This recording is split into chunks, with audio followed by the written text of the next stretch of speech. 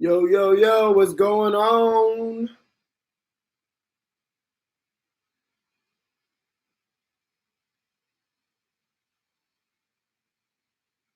What up, everybody? So glad to see everybody on this Saturday morning.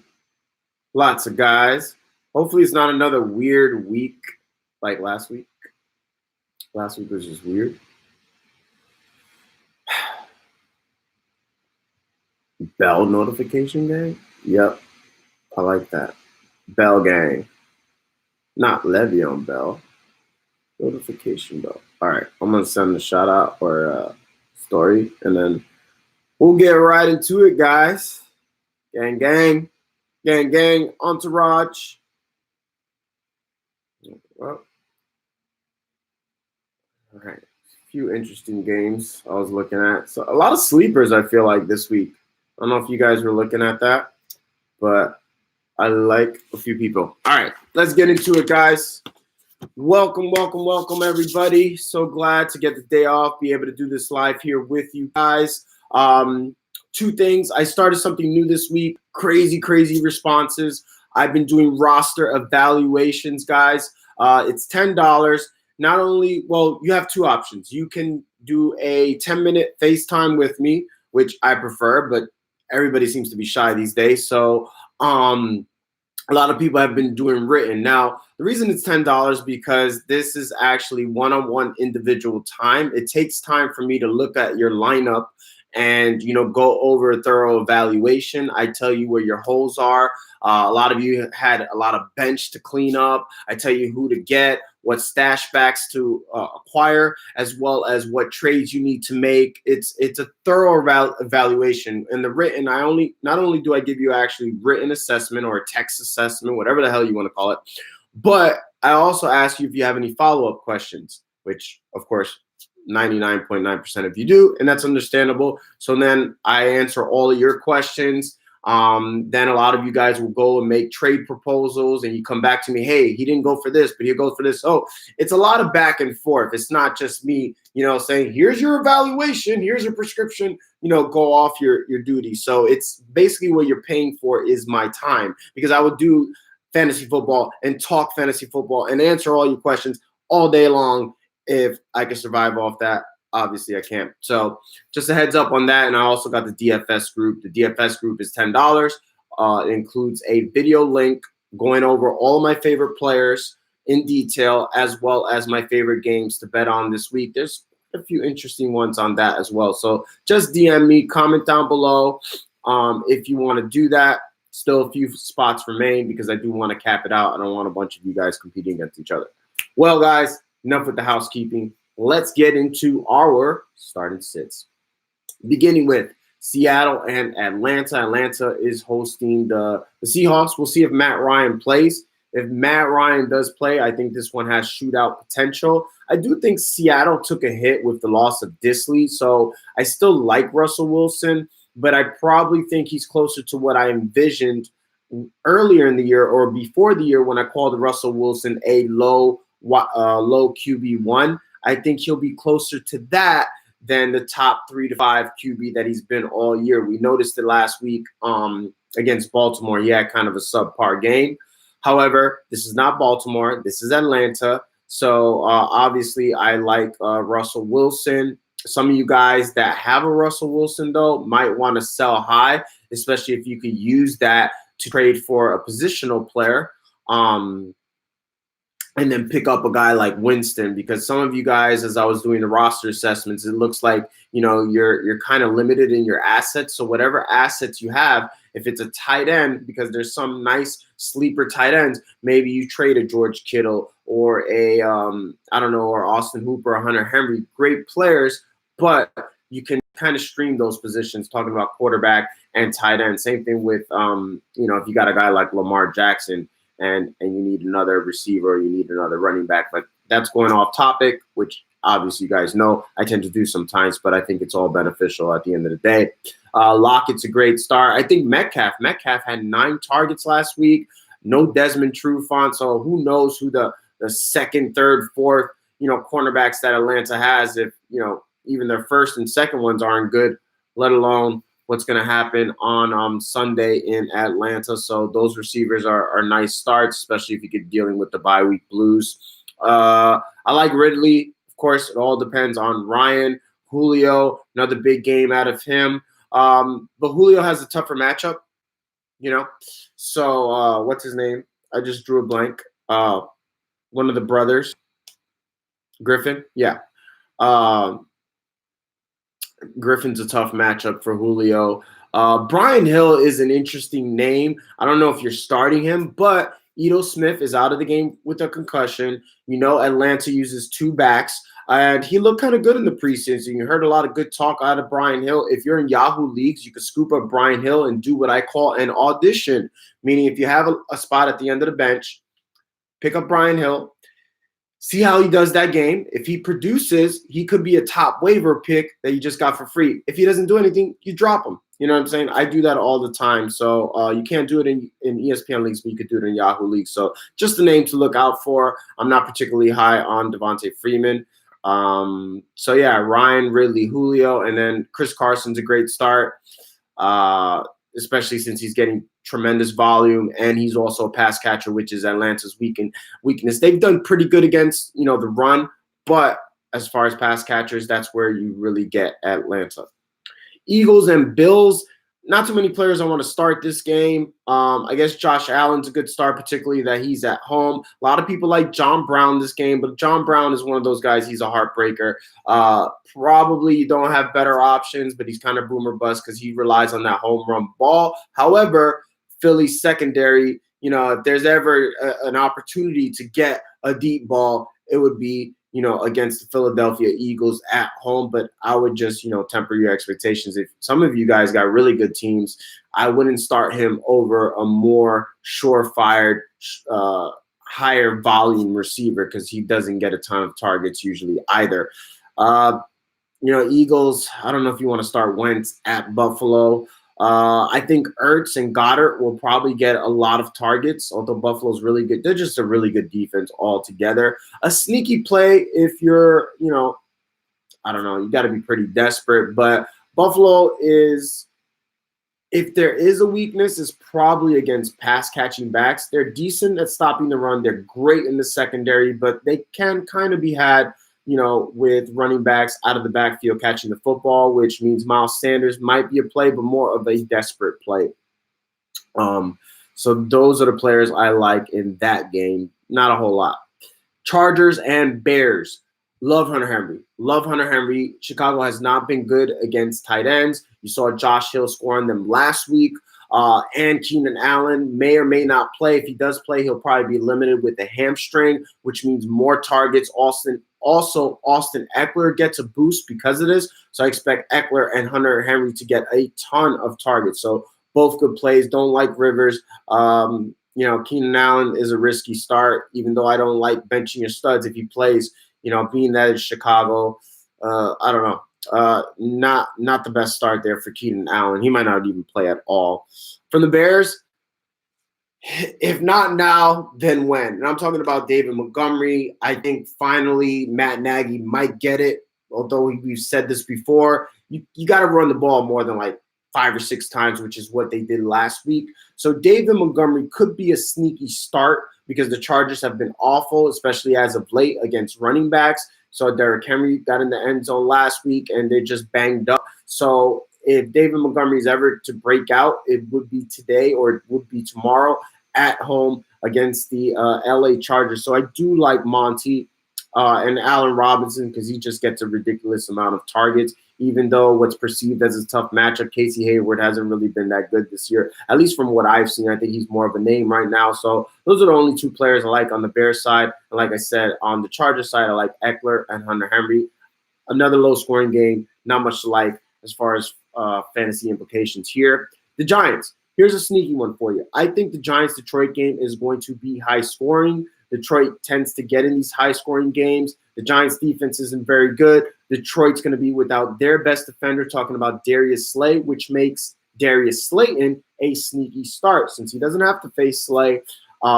Shepard's out that game. We'll see what happens with Ingram. He got poked in the eye. But now another guy that could be interesting is Golden Tate.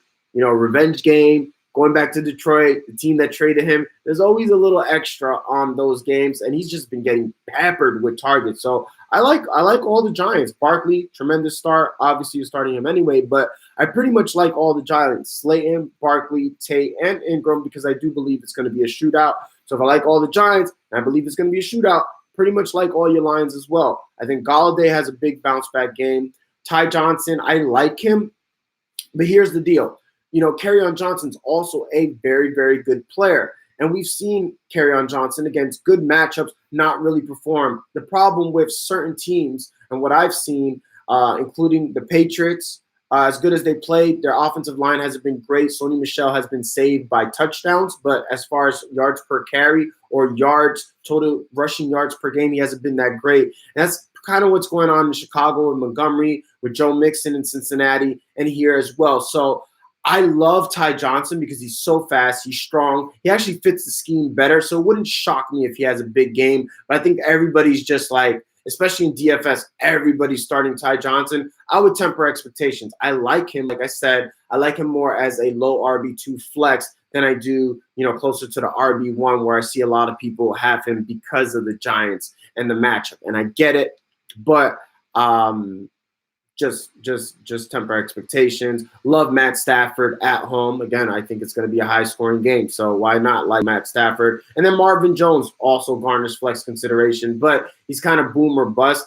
I do believe this is going to be more of a Golladay week. They kind of alternate.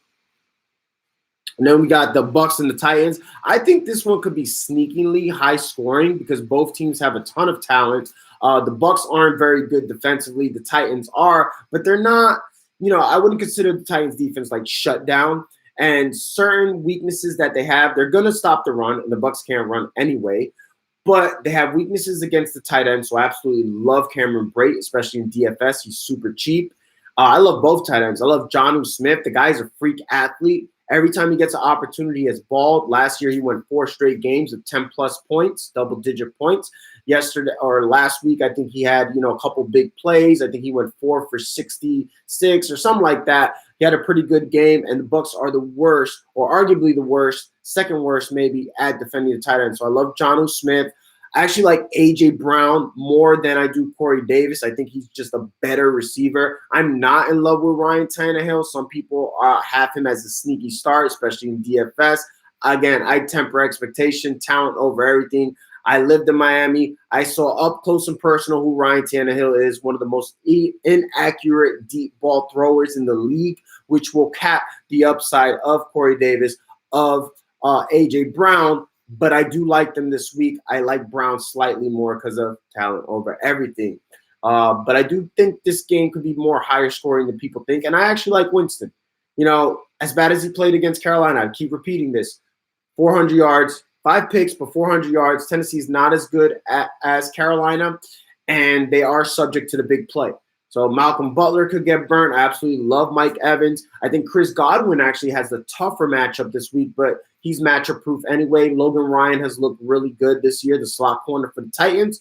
Adoree Jackson's pretty decent, but he's burnable as well. So I like Mike Evans. I like a lot of players in this matchup. Hunter Henry's not a good matchup. Bucks, as bad as they've been in the secondary, they have shut down running backs, especially against the run. So I do not like Derrick Henry. So it's all about Jonnu Smith, A.J. Brown. Those are my favorites out of Titans. And then Winston, Brate, and Evans. I really like. A lot of people are sleeping on Winston this year, but I think volume alone, especially since they don't run and they won't be able to run, I think the Titans will score points, gives Winston a pretty safe floor. Bengals and Rams. It's the Bengals. I mean, can you really trust anyone in a game where Rams will put up points? This is a London game. You got to think Tyler Boyd is going to get a ton of targets and should have a pretty safe floor.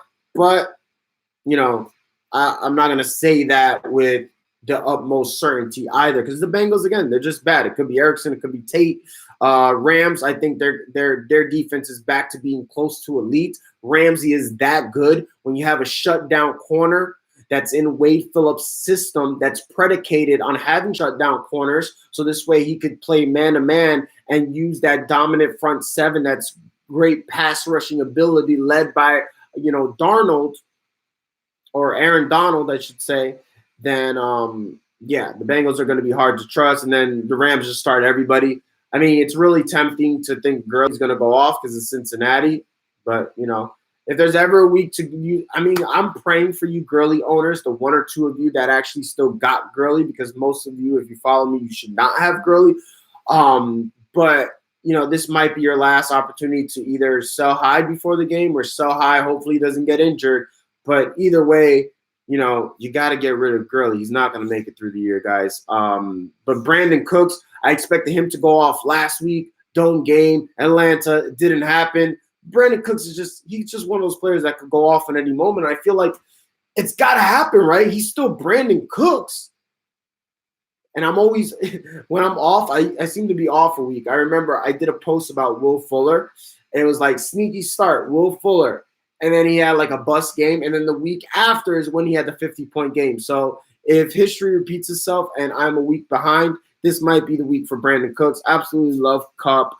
Robert Woods is a good start too. It's the Bengals. You know what I'm saying? Just start them all. Gerald Everett, which is crazy. I think he's actually hurting the Rams receivers. Never seen the Rams utilize the tight end like that. I was not sold on Gerald Everett. I thought there were a couple big games, fluky games or whatever, but they are targeting. He had 10 targets last game. So that's concerning if you own any of the Rams receivers, for sure. Cards and Saints. Another one I think is going to be low scoring. Another situation where now the Arizona Cardinals got Patrick Peterson back, and all of a sudden they look like a pretty solid defense. And they were a really solid secondary last year. They just got ran all over. So we'll see what happens. They have decent pass rushers. They have Chandler Jones. They have Terrell Suggs. Teddy Bridgewater is a good quarterback, but he's more like just a winner. He's not that type of quarterback, even though he's shown glimpses that really lights it up. So I think this is going to be a close, competitive game. I think the line's kind of high, 10.5 Saints. But not a lot of players I like. I think if Christian Kirk plays, I think he's a solid start. He'll get a lot of volume. Chase Edmonds, because there's no DJ, he's going to get a lot of volume. But New Orleans Saints absolutely shut down the running backs. But Chase Edmonds is also a good pass catching back. So I think he presents a safe floor just based on volume alone, but not my favorite start there either. Fitz might get a ton of work too if Christian Kirk doesn't come back. He's kind of like the only guy. For the Saints, I love Latavius Murray. I'm not so high on Bridgewater. Some of you guys are desperate. Yeah, you're Mahomes owners. You need to start him, but I wouldn't consider this like a good start for Winston. I think Arizona, again, they have a reputation like, oh, it's Arizona, let's start a quarterback. They suck, but they're a little sneakily good at the secondary, better than what you would think. So I don't like Bridgewater, but I do like I love Latavius Murray. Love Latavius Murray because he's going to get a ton of usage, both running the football and catching the football, and Arizona could be had at both. So he's a must start. And then because I don't think, obviously if Kamara plays, then maybe he garners flex consideration. But if Kamara's out, I love Murray this week. Arguably, besides, Barkley or whatever, my favorite running back this week. And then Michael Thomas has just been on a tear. Patrick Peterson or not, he's Michael Thomas. You're starting him. Jets and Jags. This might be another one of those, low-scoring games. And please, if you're on live, I see there's quite a bit of you. If you guys can give me the thumbs up, exit the chat, and do that, it does help me out. It shows your appreciation to me and also helps the algorithm. So if you guys don't mind, I appreciate that. And, so Jets are going to be out 2 starting offensive linemen. I think they're going to be out. They got that whole dispute with Osamele. They said he didn't need surgery. He went and got surgery, so that's a mess. And then you got their left tackle out, Kelvin Beachum. So, again, Saxonville on the road. I don't know how much time Darnold's going to have to throw the ball, so I don't like Darnold this game. Don't really like any of the Jets. Jacksonville's been pretty solid at stopping the run. And, again, Jets don't have 2 offensive linemen, and one of them is really good for the run, and that's Osamele. So I don't really like Bell. Robbie Anderson, decent flex start, wide receiver 3. Same thing with Crowder, but just don't really like any of these. I don't really like Gardner Minshew's okay. I love DJ Shark. Love DJ Shark this game. That's the one player I really do like. Jets actually been good at stopping the run. So Leonard Fournette is okay. You're starting him. He gets a ton of volume. But the one guy that really stands out to me is DJ Shark. Westbrook might miss the game. It really doesn't matter because if DJ Shark gets any type of looks against Tremaine Johnson, have you guys seen Tremaine Johnson? Did you see him Monday night? They were running circles around him. So yeah, absolutely love DJ Shark. Has huge blow-up potential, especially at home. Again, it might be one of those situations like I mentioned to you guys where I was high on Brandon Cooks last week. I was high on DJ Shark last week too. He kind of let us down against Cincinnati. I think at home that helps a lot, and I think he'll come back to us, guys. So love DJ Shark. Don't really like any of the Jets, and that's that. Panthers and Niners, another one, low scoring, two great defenses. A lot of people seem to like Tevin Coleman. That 49ers line, the last 2 weeks, they've been averaging like their running backs like 3 carries, under 3 carries. So I'm a little concerned because they're out 2 offensive line and Joe Staley, Mike McGlinchey. So I don't like Coleman. I think he's okay. You know, if you're starting him as a flex, low RB2, you're kind of hoping for a touchdown and some extra pass work, but not a particularly good start like people think. I think Kittle's a good start because they're going to have to use him a lot. You got Bradbury on the outside. And then as far as the Panthers are concerned, it's the 49ers. You know, you're starting CMC, but, you know, you can't really feel good about any other Panthers player, and you can't really feel good about any Niners. I don't really like any Niners. I think Coleman's the only one, or Kittle, just because he's elite. But Coleman as a low RB2 flex. Other than that, there's really not a lot to say about this particular game. Browns and Pats. Can't really trust anybody on the Browns outside of Nick Chubb. Baker Mayfield against the Pats. OBJ against Stephen Gilmore. I think OBJ, they'll make it their business to give him the ball. So I think he'll have like a safe floor, but 9-10 points. I can't expect a blow-up game out of OBJ, particularly at New England. So this will be one of the few instances where I actually, you know, don't mind sitting OBJ, as crazy as it sounds. I mean, he's done worse in worse matchups. So, yeah, at New England, only trusting Chubb. For the Pats, I think I don't particularly like Tom Brady this game. I expect both starting cornerbacks to be back.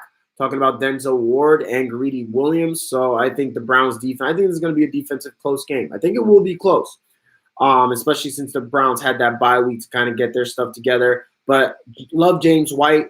No Browns are going to bring pressure. James White out in the flat when the Browns do. Quick little throws. I expect another 8-catch game out of James White. And I love Edelman. He's probably going to avoid both Denzel Ward and Greedy Williams since they play the outside. He'll be going, you know, up against the slot. So I think those are the 2 safe plays. You would think Sony's a good play. Browns haven't been particularly good at stopping the run. But, again, I don't like the Patriots offensive line, and I don't think this is going to be a blowout game. So I don't think they're just going to, you know, use Sony Michel to close out the game. I do think this is going to be a competitive game, and those usually favor more towards James White. Now we got the Raiders and Texans. I mean, this is another one. This could be a shootout. You got Tyrell Williams coming back. We'll see how he does. You know, temper expectations, but he does garner flex consideration, possibly wide receiver 3 in what should be a high-scoring game. Texans have been really good against tight ends, but, I mean, Waller, the type of volume he's getting, it doesn't really matter. Again, guys, I think a lot of you, you know, overplay the matchups too much, but you have to think of it like this, guys. There's no such thing as, like, shadow corners or shutdown corners. These guys, they move their best players around so they can avoid, you know, a team's best corner. And if you get enough volume, if you get enough targets, you're going to eventually get points. And I think a lot of people lost out. A lot of people sat Waller last week because they're like Green Bay. They look at the numbers. They have none of the tight ends have done anything. But then you got to look further and see, well, how many good tight ends did Green Bay really play? You know what I'm saying? And you got to see how many points are we expected to see in this game, which is a lot because you know Houston at home. You saw what Rodgers did to against the Raiders. Deshaun Watson, I expect him to do at least that. So, or not at least that, but I expect him to get like 4 touchdowns himself, which makes Hopkins an excellent play. Either Kuti or Stills are going to go off, possibly be both. I think they both garner flex consideration. Maybe wide receiver 3. I think one of them is at least going to be a wide receiver 2. I just don't know. And the other one could end up being a wide receiver 3. Long story short, I like everyone except maybe Hyde. Don't like him as much, but he might just get a cheap touchdown too. Again, it's the Raiders. You're starting everybody, but on the Raiders side, Jacobs, Houston's been really good against the run. I think outside of Waller is the only one I really like. If you have Jacobs, I think he's going to be a kind of like a mid to low RB2 this week. And then Tyrell, enter at your own risk, flex. But he is coming off that Liz Frank injury. I think that's what he had. Last but not least, the Packers and the Chiefs. That kind of rhymed, or did it? I don't know.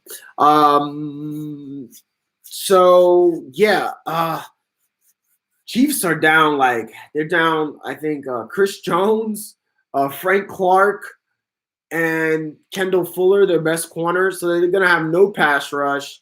Yeah, I think Rodgers gonna, eat this defense apart. Although never underestimate the Chiefs because they're really, really good at home. They have arguably the best home crowd. That stadium is huge.